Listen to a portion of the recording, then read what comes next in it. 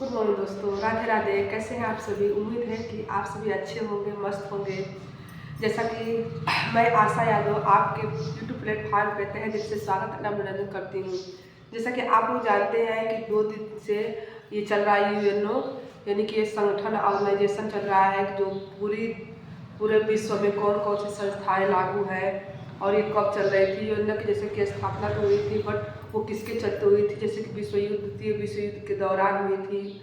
लोग ज़्यादा पीड़ित थे, घायल थे। उनको मतलब सुविधाएं प्रोवाइड कराने के लिए भोजन, बीमारियों से भी जो रहता है, महामारी वगैरह चलता है, उसमें कैसे कैसे मतलब कौन कौन से संगठन ये सब कार्य करते हैं, सब के बारे में हम लोग चर्चा करते चल रहे हैं।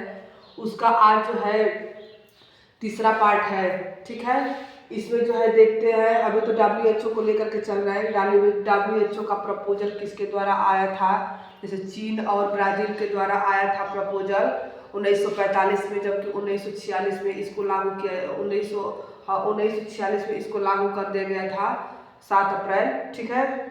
तो आते हैं 1946 संविधान में था, 1948 में इसको लागू कर दिया गया था। किसको? WHO को। अब आते हैं कि WHO जो है, इसको जानते हैं आप सभी लोगों ने पढ़ा है कि WHO जो है स्वास्थ्य के क्षेत्र में कार्य करता है। तो स्वास्थ्य के क्षेत्र में उसने एक परिभाषा भी दिया है। WHO स्वास्थ्य के क्षेत्र में एक परिभाषा भी दिया है। वो परिभाषा क्या है, आइए देखते हैं। WHO की स्वास्थ्य की परिभाषा देख रहे हैं, हेडिंग दिया हुआ है। WHO के अनुसार स्वास्थ्य केवल, अब बोल रहा है WHO के द्वारा जो परिभाषा स्वास्थ्य की दी गई है, उसमें कहा गया है कि WHO के अनुसार स्वास्थ्य केवल शारीरिक रूप से ही कुशल होना या ठीक होना ही नहीं है। देखिए, स्वास्थ्य केवल बीमारियों का ही बस अनुपस्थिति ही स्वास्थ्य केवल नहीं है। स्वास्थ्य के बीमारियों की अनुपस्थिति मात्र नहीं है, बल्कि संपूर्ण शरीर का, बल्कि जो संपूर्ण शरीर है हमारा, उसका, एक मिनट, हाँ, तो हम देख रहे थे कि WHO ने एक परिभाषा दिया है स्वास्थ्य के क्षेत्र में। वो कहा है कि हमारा मतलब स्वास्थ्य केवल बीमारियों की अनुपस्थिति ही नहीं है, बीमारियों की केवल अनुपस्थिति ही स्वास्थ्य नहीं है, बल्कि संपूर्ण शरीर, जो पूरा हमारा शरीर है, संपूर्ण शरीर, मानसिक और सामाजिक कुशलता भी है। यानी कि हम अगर स्वस्थ न, बीमारी से हम बस बीमारी मतलब नहीं है, हमको कोई बीमारी, तो केवल वही हमारा स्वास्थ्य है नहीं है। अगर मान लीजिए कि हम ठीक है, अगर हम मान लीजिए ठीक है और हमारे घर में चाहे आसपास कलह है, या फिर हमारा शरीर सही नहीं है, या फिर हम मानसिक रूप से डिप्रेशन में जा रहे हैं, टेंशन बना हुआ है, तो क्या वो हमारा शरीर सही स्वस्थ कहलाएगा? नहीं कहलाएगा। हम स्वस्थ नहीं कहलाएंगे। हमें स्वस्थ रहने के लिए हम केवल बीमारी ही नहीं है, बीमारी का अनुपस्थित ही रहना ही नहीं होगा, ठीक है। जब तक कि हम स्वस्थ तो हैं, लेकिन हमारी बॉडी हमारा कोई काम करने के लिए जो है प्रेरित नहीं कर रहे, काम करने के लिए कुछ मतलब कि हम काम नहीं कर पा रहे हैं, या फिर समाज है, समाज में भी हमारा जो है जो स्थान बना है, वो स्थान जो डगमगा गया है, या फिर कुछ मतलब कलह मच गया है, या फिर हमारे मानसिक रूप से ही डिप्रेशन, हमारा टेंशन बना हुआ है किसी चीज़ के लेकर के, तो क्या हम स्वस्थ कहलाएंगे? नहीं। यही WHO ने कहा था कि केवल बीमारियों की अनुपस्थिति ही हमारे स्वास्थ्य नहीं है। स्वस्थ रहने के लिए शारीरिक, मानसिक और सामाजिक रूप से स्वस्थ रहना सबसे जरूरी है, ठीक है। आगे देखिए, ये जो है 6 क्षेत्रीय संगठन हमने कल बताया था कि पूर्वी एशिया है, पूर्वी एशिया पूरा जो भी देश आते हैं, उसका जो WHO है, उसमें उसका जो है मुख्यालय कहाँ है? दिल्ली में है। तो दिल्ली में है। ये देखिए 6 संगठन होते हैं पूर्वी एशिया, मतलब कि देखिए ये सब देखिए 6 क्षेत्रीय संगठन कौन कौन से हैं, जिसका और उसका मुख्यालय भी कहाँ है। जैसे दक्षिण पूर्वी एशिया में कहाँ मुख्यालय है? दिल्ली में है। दक्षिण पूर्वी एशिया में कहाँ मुख्यालय है उसका? दिल्ली में है। ये 6 क्षेत्रीय है, 6 क्षेत्र है जहाँ पे मुख्यालय भी दिया गया है, और देश भी। जैसे अफ्रीका में कहाँ मुख्यालय है WHO का? ब्राजील में है। जबकि अमेरिका में WHO का मुख्यालय वाशिंगटन DC में है, ठीक है। आते हैं यूरोप में देखिए, यूरोप में यहाँ WHO का मुख्यालय कहाँ है? कोपेनहेग डेनमार्क में है। आगे देखिए, पूर्वी मेडिटेरेनियन का मुख्यालय कहाँ है? अलेक्जेंड्रा यानी कि इजिप्ट में है। इजिप्ट क्या है? इजिप्ट। पश्चिमी पैसिफिक, जो पश्चिमी पैसिफिक मनीला में उसका या फिलीपींस में है का क्या है? मुख्यालय है। देखिए, आप फिर से इसको एक बार रिवाइज मतलब दोहराते हैं, रिपीट कर देते हैं, रिवाइज करते हैं। देखिए क्या क्या हमने पढ़ा। WHO ने एक परिभाषा दिया है स्वास्थ्य के क्षेत्र में। WHO ने स्वास्थ्य के क्षेत्र में एक परिभाषा दिया है। वो परिभाषा है कि हमारे शरीर का केवल स्वस्थ रहना ही बीमारी कि हमारे स्वास्थ्य केवल बीमारियों की अनुपस्थिति ही नहीं है, बल्कि संपूर्ण शारीरिक, मानसिक और सामाजिक रूप से स्वस्थ रहना ही क्या है? स्वास्थ्य है। ठीक है। इसका 6 क्षेत्रीय संगठन क्या क्या है, कहाँ कहाँ पे, कौन कौन से देश में कहाँ कहाँ मुख्यालय है? देखिए, दक्षिण पूर्वी एशिया में दिल्ली में मुख्यालय है। अफ्रीका में ब्राजील में है। किसका मुख्यालय है? WHO का। अमेरिका में वाशिंगटन DC में है। यूरोप में कोपेनहेग डेनमार्क में है। जबकि पूर्वी मेडिटेरेनियन का मुख्यालय कहाँ है? अलेक्जेंड्रा इजिप्ट में है। पश्चिमी पैसिफिक का कहाँ है? मनीला फिलीपींस में है। ठीक है। तो आपको इतनी बात समझ में आई। आप एक बार इसका स्क्रीनशॉट ले लीजिए, फिर उसके बाद हम आगे बढ़ाते हैं क्लास को।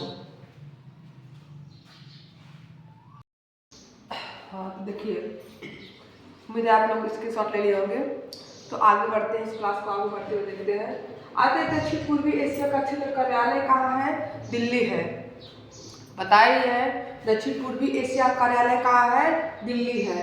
दिल्ली है। इसकी स्थापना कब हुई थी? 1 जनवरी 1949 में। 1 जनवरी 1949 में इसकी स्थापना हुई थी। अब देखिए, अब इसके अंतर्गत कौन कौन से देश आते हैं पूर्वी एशिया के, जो इसका मिला हुआ, जैसे कि वो सब कौन कौन से देश मिलकर के WHO को अनुदान देते हैं और आवश्यकता पड़ने पर या आवश्यकता के अनुसार उससे क्या करते हैं? सहायता लेते हैं। तो कौन कौन से देश इसके अंतर्गत आ रहे हैं उसको देखते हैं। ये ट्रिक पहले देख लीजिए। आई श्री नेपाल वर्मा जी, भारत के दिल्ली में सबका टाई लगा है। टाई को हम लोग थाई समझेंगे, ठीक है ना। आई श्री नेपाल वर्मा जी,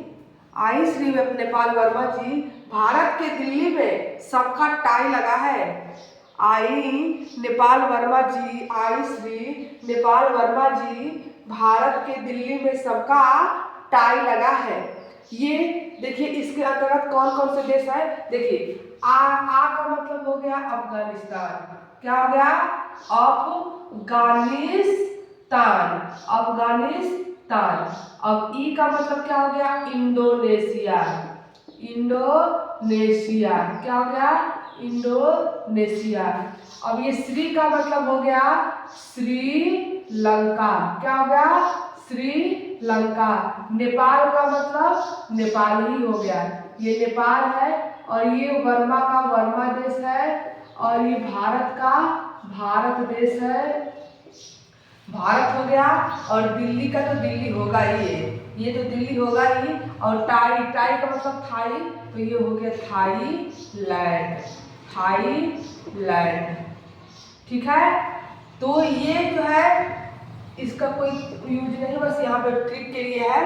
देखिए, आई श्री नेपाल वर्मा जी, भारत के दिल्ली में सबका टाई लगा है। ये मैंने खुद ट्रिक तैयार किया है, तो प्लीज आप अगर पसंद आए तो पर लाइक जरूर करिएगा। आगे देखिए, आई श्री नेपाल वर्मा जी, भारत के दिल्ली में सबका टाई लगा है, यानी कि अफगानिस्तान, ई से इंडोनेशिया, श्री से श्रीलंका, नेपाल, वर्मा से वर्मा, भारत से भारत देश, दिल्ली तो है ही दिल्ली, फिर टाई का थाईलैंड। समझ में आई बात? तो 1 हो गया, 2 हो गया। ये कितने देश का जो है ये संगठन है। यहाँ पे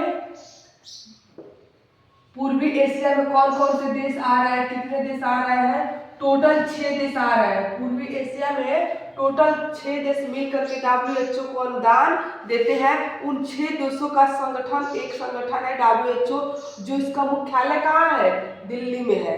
ये बस बात है दक्षिण पूर्वी एशिया की, ठीक है ना। देखिए सभी देश WHO को अनुदान देते हैं और अपनी आवश्यकता के अनुसार सहायता प्राप्त करते हैं, ठीक है। इतनी बात समझ में आई? एक बार इसको देख लीजिए, फिर से रिपीट कर देते हैं। दक्षिण पूर्वी एशिया का मुख्यालय कहाँ है? दिल्ली में है। दक्षिण पूर्वी एशिया का मुख्यालय दिल्ली में है। इसकी स्थापना 1 जनवरी 1949 में हुई थी। अब इसमें इसके अंतर्गत ये जो दिल्ली में जिसका मुख्यालय है, इस पूर्वी एशिया के अंतर्गत कौन कौन से देश शामिल हैं उसको देखते हैं। आज श्री नेपाल वर्मा जी, भारत के दिल्ली में सबका टाई लगा है। देखिए अफगानिस्तान, इंडोनेशिया, श्रीलंका, नेपाल, भारत, दिल्ली, थाईलैंड, ठीक है। अब देखिए यहाँ पे नोट करके है, यहाँ पे नोट करके लिख लीजिए एक बार। ये सभी देश WHO को अनुदान देते हैं और अपनी आवश्यकता के अनुसार सहायता प्राप्त करते हैं, ठीक है। इसके शॉर्ट ले लीजिए।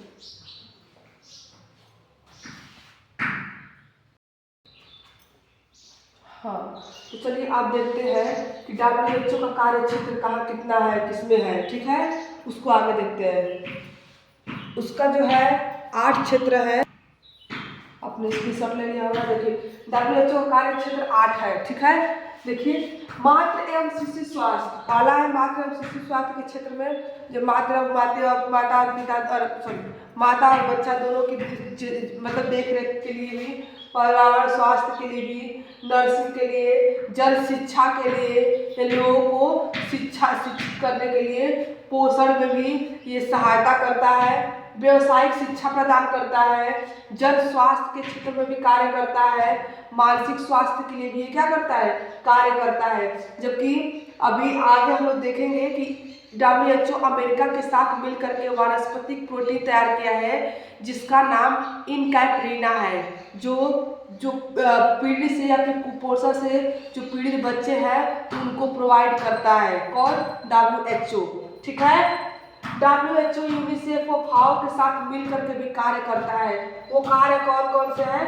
पोषण शिक्षा की, पोषण विज्ञान की शिक्षा देना है, पोषण स्तर तथा संक्रामक रोगों को रोकने की शक्ति का मूल्यांकन करता है, पोषण संबंधी, आहार संबंधी सर्वेक्षण करता है, ठीक है। सर्वेक्षण मतलब वही निगरानी या देखरेख करता है। व्यावसायिक पोषाहार कार्यक्रम इसने चलाया है और विश्व आहार कार्यक्रम 1963 में ये सहयोग देने के लिए बनाया था, ठीक है। एक बार आप देखिए WHO का कार्य क्षेत्र 8 क्षेत्रों में है। मातृ एवं शिशु स्वास्थ्य के लिए, फिर पर्यावरण स्वास्थ्य के लिए, नर्सिंग के लिए, जन शिक्षा के लिए, पोषण, व्यावसायिक शिक्षा, ठीक है, जन स्वास्थ्य, मानसिक स्वास्थ्य है। फिर एक बार और यहाँ पे लिखे नहीं है बट उसको नोट कर लेना लोग कि WHO अमेरिका के साथ मिलकर के एक वानस्पतिक प्रोटीन बनाया है जिसका नाम इनकैपरीना है, जो पीड़ित बच्चों को प्रोवाइड करता है। अब देखिए WHO यूनिसेफ व FAO के साथ मिलकर के कार्य करता है। वो कार्य किस क्षेत्र में? पोषण विज्ञान की शिक्षा देना, मतलब जो पोषण होता है उसके बारे में घर घर जाकर के या फिर केंद्रों पर जाकर के क्या करते हैं? शिक्षा प्रदान करते हैं। पोषण स्तर तथा संक्रामक रोगों को रोकने की शक्ति का मूल्यांकन करता है, पोषण संबंधी, आहार संबंधी सर्वेक्षण करता है, व्यावसायिक पोषाहार कार्यक्रम इसने चलाया है, फिर विश्व आहार कार्यक्रम यानी कार्यक्रम में क्या करता है? सहयोग देता है। अब ये रहा टॉपिक इसका WHO का। तो आप लोग जरूर कमेंट सेक्शन में बताइएगा कि हाँ ये मेरा टॉपिक कैसा लगा। और लाइक और सब्सक्राइब जरूर करिएगा। ठीक है, तो बस आज के लिए इतना ही। नमस्कार।